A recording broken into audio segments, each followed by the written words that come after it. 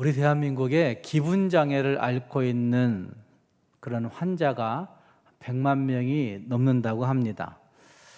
기분장애라고 하는 그 장애는 사실은 대표적인 증상으로는 우울증, 조울증 이런 것들을 기분장애라고 이야기하지만 사실은 감정적인 충동과 감정적인 그런 움직임들을 절제하지 못하는, 조정할 수 없는, 통제할 수 없는 그 모든 것들을 기분장애라고 그렇게 일컫고 있습니다. 뿐만 아니라 삶에 대한 흥미와 의욕을 잃어버리는 그런 모든 것들을 다 기분장애에 속한다고 그렇게 일컬을 수가 있습니다. 어쨌든 한국인들 사이에 기분장애를 앓고 있는 사람들이 계속해서 증가되고 있다는 사실들은 우리에게 심각한 위기감을 조성해 줄 수 있습니다. 자아 실현이 안 되는 상실감들이 결국 기분장애로 나아갈 수가 있고, 또 먹고 사는 기초적 삶의 근간이 무너짐으로 말미암아 사람들이 자기 기분을 주체할 수 없는 그런 지경에 이른 것들을 볼 수가 있습니다. 경제적 이유가 가장 큰 이유이지만 경제적 이유만이 아니라 많은 사람들이 삶에서 여러 가지 외로움과 상실감들을 느끼고 있다는 것입니다.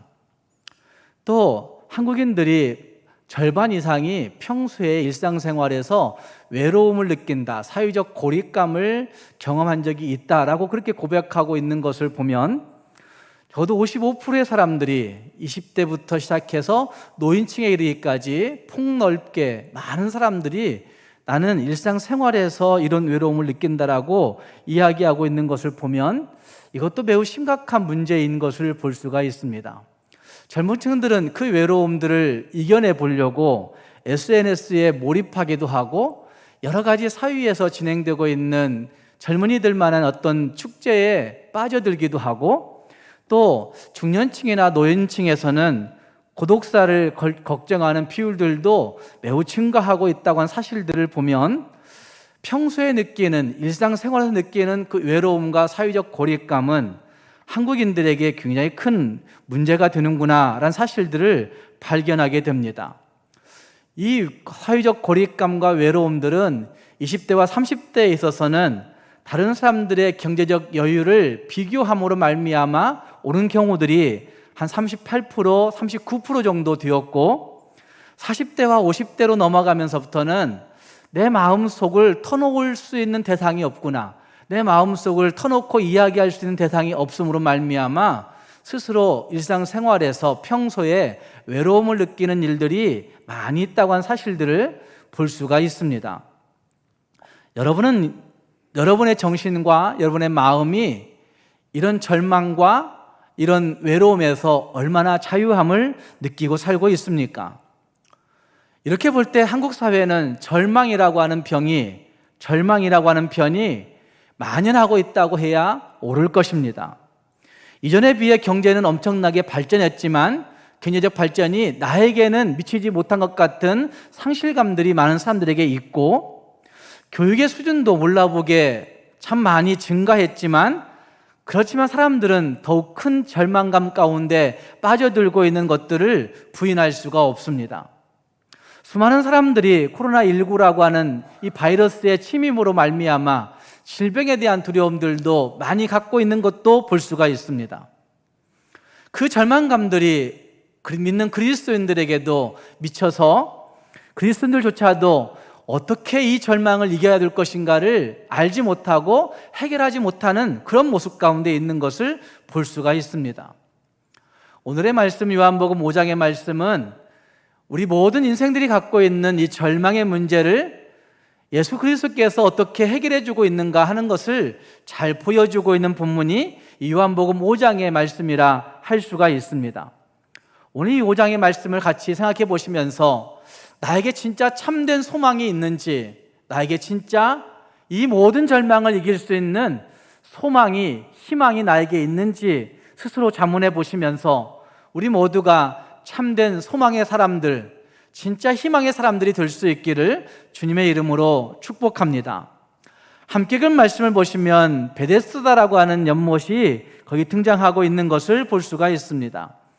예루살렘에 있는 양문 곁에 히브리 말로 베데스다라 하는 못이 있는데 거기 행각 5이 있고 라고 하는 표현, 베데스다라고 하는 그 연못이 있었다는 것입니다. 여러 측면에서 이 베데스다는 그 당시 인생들에게 희망의 자리였던 것 같습니다. 그곳은 예루살렘 성전으로 들어가는 양문 곁에 있었다고 그렇게 묘사되고 있습니다. 예루살렘 성전의 여러 개의 문들 중에 하나일 것입니다.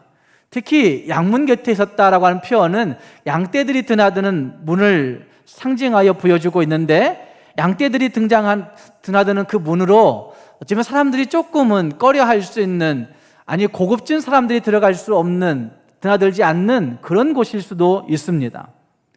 그러나 양의 문은 중요한 상징성이 거기에 있습니다. 그래서 느헤미야도 황폐해져 버린 이스라엘 성벽을 재건할 때 가장 먼저 수축한 곳이 양문이었던 것을 볼 수가 있습니다. 또 요한복음 10장에서는 예수님이 나는 문이다 라고 말씀하시면서 누구든지 나를 통해 들어오는 사람은 구원을 얻고 들어오고 나가면서 꼴을 얻으리라 라고 하는 요한복음 10장 9절 말씀을 보시면, 그 드나드는 문을 통해서, 예수라고 하는 그 문을 통해서 드나드는 사람들은 마음껏 꼴을 먹을 수 있다라고 하는 표현을 통해 예수님의 문, 그 문은 양문이라고 하는 사실을 간접적으로 잘 표현해 주고 있는 말씀이라 할 수 있습니다. 그러니 이 양문은 그들에게 매우 상징성이 있는 문이지만, 그러나 그 당시에는 양들이 출입하는 문이었기 때문에 좀 신분이 높은 사람들은 그 문을 꺼려했을 수 있다는 말입니다. 그 문 옆에 있는 연못의 이름이 베데스다였습니다. 긍휼이라고 하는 뜻을 갖고 있는 단어이고, 그것과 같이 그 베데스다는 전에부터 내려오는 전설이 있었는데, 연못의 물이 한번 솟아오를 때가 있고, 그때 물이 솟아오른 그때 가장 먼저 그 물에 들어간 사람이 병이 나았다라고 하는 소문이 있는 것입니다. 어쩌면 그 소문이 진짜 소문이었는지 아니면 실제로 그렇게 되었는지는 정확하게 알 수는 없는 것이지만, 그러나 어떻든 이 베데스다 연못가에는 수많은 환자들이 그곳에 모여 있었습니다. 그것을 믿음으로 모여 있는 겁니다. 그곳이 긍휼의 자리이기 때문에, 그곳이 은혜의 자리이기 때문에, 그곳이 어쩌면 치유의 자리이기 때문에, 그것이 진짜 회복의 자리이기 때문에 많은 환자들이 그걸 믿음으로 말미암아 거기에 모여 있었던 것입니다. 불치병에 걸린 사람들의 심정은 기가 막힌 심정이어서 지푸라기라도 잡고 싶은 그런 마음들이 그들에게 있다고 합니다. 함께 그 말씀에 수많은 환자가 자세하게 기록되고 있습니다. 그 안에 많은 병자, 맹인들, 다리 저는 사람, 혈기 마른 사람들이 누워라고 표현하는 이 표현들은 어쩌면 많은 사람들이, 어쩌면 마음껏 거동할 수 없는 사람들이, 누워서밖에 활동할 수밖에 없는 사람들이 그래도 이 베데스다에 있다 보면 물이 솟아오를 때 나도 살 소망이 있겠지, 살 희망이 있겠지 라고 생각하며 그곳에 자리를 펴고 누워 있는 겁니다. 그것을 상상해 보면 냄새나고 더럽고 서로 좋은 자리 차지하려고 다투고 싸우는 정말 아수라장이 되어 있었을 것입니다. 왜 그들이 베데스다에 모여 있었을까요? 왜 그들이 베데스다에 그렇게 모여서 아우성치고 있는 것이라고 여러분 생각하십니까? 신라 같은 희망을 안고 그곳에 나와 있는 것 아닙니까? 혹시 그곳에 긍휼이 임할까? 혹시 그곳에 자비하심이 임재할까? 혹시 그곳에 진짜 은혜가 임하지 않을까라고 하는 생각 때문에 그들은 그곳에 모여 있는 것입니다. 복권 당첨을 기다리는 사람들의 이야기, 언젠가 다큐멘터리를 통해서 본 적이 있습니다. 그런데 그들은 복권을 사서 지갑 안에 넣어두고 그냥 그렇게 지내는 것이 아닙니다. 복권을 하루에 한 번씩 꺼내어서, 수십 번씩 꺼내어서 그 복권을 보며 기도하기도 하고, 어떤 사람들은 가장 잘 보이는 어떤 곳에 거기에 붙여놓고 소원을 빌기도 하고, 어떤 사람들은 그 복권을 가지고 안수기도 받기도 하고, 어떤 사람들은 그 복권을 가지고 108배를 하기도 하고, 하지만 복권을 당첨되기 위해서 수많은 일들을, 정성을 다하는 일들도 있다는 것입니다. 물론 가끔 당첨되는 사람도 있긴 하지만 그건 모두가 다 허상, 환상일 뿐입니다. 그것이 잘못되고 허황된 그런 일들, 그 신라 같은 희망을 붙잡고 살아간 일들이 완전히 물거품 된 일들도 많이 있지만, 그들은 그것을 붙들고 살아간 일들이 너무나 많이 있다는 말입니다. 어쩌면 이것이 우리가 살고 있는 현실의 모습이라고 생각이 되어집니다. 조금만 무엇인가가 될 것 같으면 아우성치고 모여드는 일들, 거기에 조금만 희망이 있을 것 같으면 거기에 수십만 명, 수백만 명이 모여들어 아우성치는 그런 일들, 돈이라면 사람 몇을 죽이는 것도 아무 문제도 되지 않는 이런 세대, 권력과 명예가 내 손에 들어올 것 같으면 목숨을 걸고 양심도 다 버리고 행하는 그런 일들, 이 세상의 모습이라고 할 수 있다는 말입니다. 어쩌면 인생의 모든 희망을 그 연못 물의 움직임에 걸고 사는 사람들의 모습이 여기 요한복음 5장 베데스다에 있었다고 한다면, 오늘날 이 시대의 사람들은 경제의 흐름이나 권력의 흐름이나 명예의 흐름이나 돈의 흐름을 놓고 거기에 조그마한 움직임만 있어도 나에게 무엇인가 있을까 생각하여 내 모든 것을 거기에 걸고 살아가는 인생들이 오늘 이 시대의 모습이라 할 수 있다는 말입니다. 그러나 그곳에 희망이 없다는 것이 오늘 본문 말씀의 메시지입니다. 베데스다에도 희망이 없더라, 이렇게 이야기하고 있는 것이죠. 은혜의 자리에도, 자비의 자리에도, 긍휼이라고 이름 붙인 그곳에도 이 세상에는 희망이 없더라 라고 이야기하는 말씀이, 이 베데스다라고 하는 그 말씀이 보여주고 있는 본문이라 할 수 있다는 말입니다. 그것이 비록 자비의 집이어도 그렇습니다. 거기에 하나님의 은혜가 풍족하게 있어도 그걸 누리지 못하는 일들이 얼마든지 있을 수 있음에 대해서 말씀하고 있습니다. 그곳에 진짜 하나님의 은혜가 있을지라도 그것을 누리지 못하고 절망 속에 살아가고 있는, 고립감 속에 살아가고 있는 인생의 모습을 잘 보여주고 있는 말씀이 이 요한복음 5장이라 할 수 있다는 말입니다. 사랑하는 여러분, 오늘 우리는 무엇을 기대하며 이 땅을 살고 있습니까? 오늘 나는 정말 무엇을 소망하면서 이 땅을 살고 있습니까? 오늘 나는 무엇의 움직임을 보면서 내 희망을 걸고 있습니까?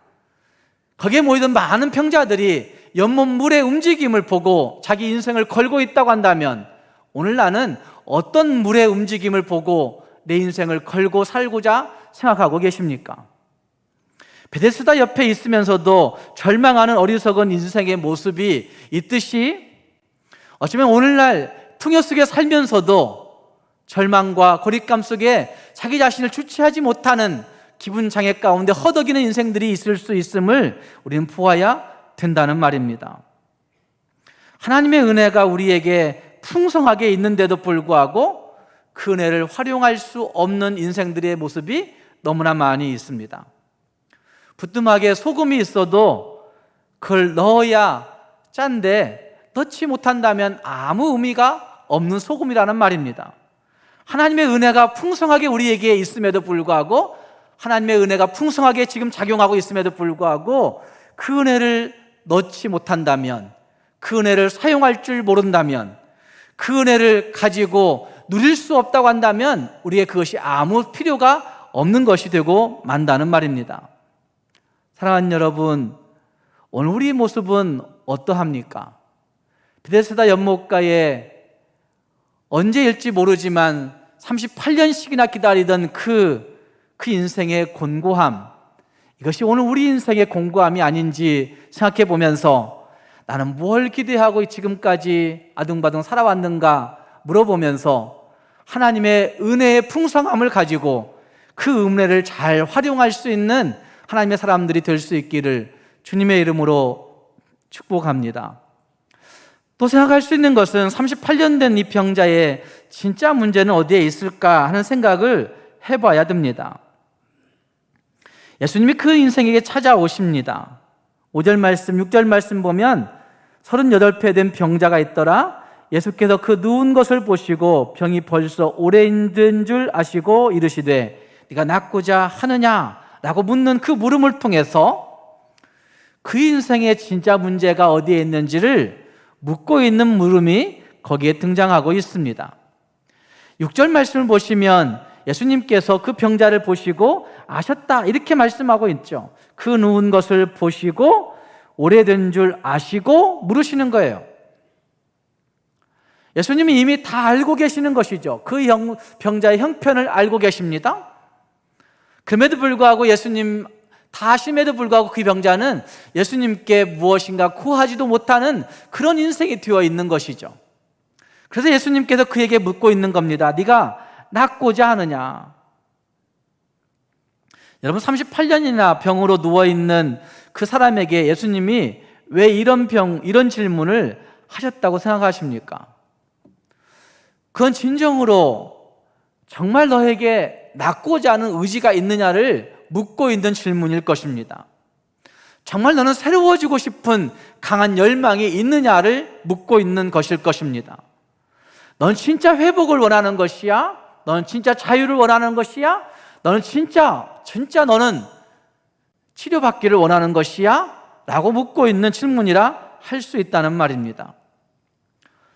어쩌면 이 사람은 38년이나 희망을 주지 못하는 연못가에서 아무런 변화도 없이 이제는 자기 운명을 포기한 채 의욕이 상실된 채 그냥 거기에 머물러 있는 것입니다.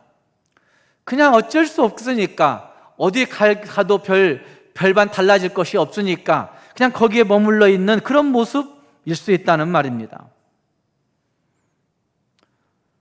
사랑하는 여러분, 이것이 오늘 우리의 실존 아닙니까? 어쩌면 돈병에 걸려서, 어쩌면 직장병에 걸려서, 아니면 권력병에 걸려서, 헛된 어떤 것의 병에 걸려서 수십 년을, 38년을 그것을 쫓아 살아간 일에 수년을 허비하며 고생하며 살아가고 있는 우리들의 모습일 수 있다는 말입니다. 나는 아니라 말하지만 내가 매여 있는 그 어떤 사고의 틀 가운데 우리는 갇혀서 그냥 거기에 38년이나 머물던 그 병자처럼 머물러 있는 그런 모습일 수 있다는 말입니다. 그런 그 병자에게 예수님은 말씀하십니다. 너의 자리를 들고 걸어가라. 너의 자리를 들고 걸어가라. 이렇게 말씀하고 있습니다. 어쩌면 한 해, 두 해 지나가면서 그 병자는 조금씩 그 소망이 식어졌을 것입니다.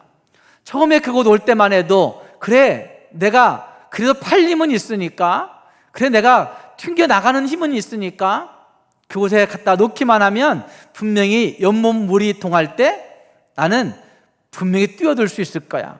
내가 최고가 될 수 있을 거야. 라고 생각하는 그런 모습으로 그곳에 왔을 것입니다. 그런데 한 해, 두 해 지나가면서 38년이나 되어버리니 이제는 만성적으로 그냥 앉아있는 겁니다. 그곳이 긍휼의 집인데 그곳에 절망하며 앉아있는 것입니다. 그곳이 자비의 집인데도 불구하고 그냥 그곳에 그냥 그렇게 고립감을 느끼며 누워있는 것입니다. 수십 년을 지나가다 보니까 만성적으로 의욕 상실증에 걸려있는 그 병자처럼 우리의 신앙생활도 이와 같은 모습이 아닌가 하는 생각을 해봐야 됩니다. 은혜가 은혜인데도 불구하고 그 은혜를 은혜인 줄 모르고 살고 있는 우리들의 모습, 은혜 곁에서 절망하고 은혜 곁에서 낙심하고 은혜 곁에서 고립감 가운데 허덕이고 은혜 곁에서 여전히 슬퍼하고 아파하고 있는 그런 우리들의 모습일 수 있다는 말입니다.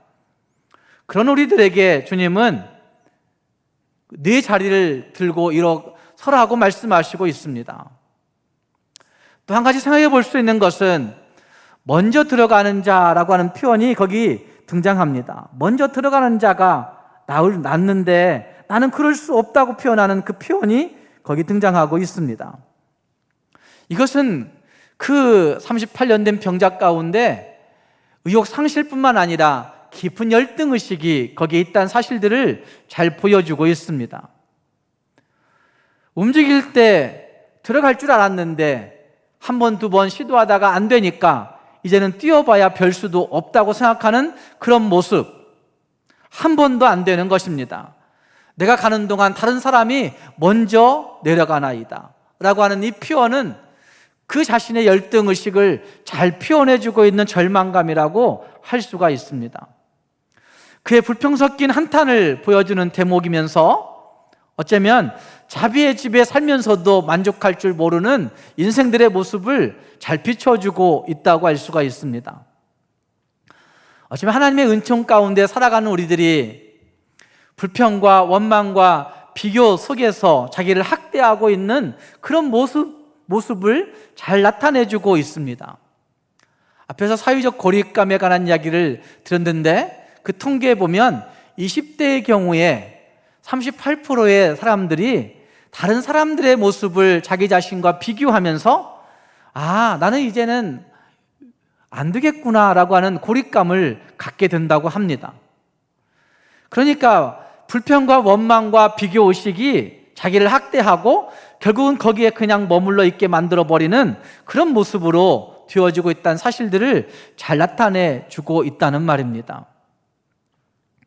우리는 차이를 인정하지 않습니다. 우리의 삶에서도 그러고 신앙생활에서도 그렇게 차이를 인정하지 않습니다.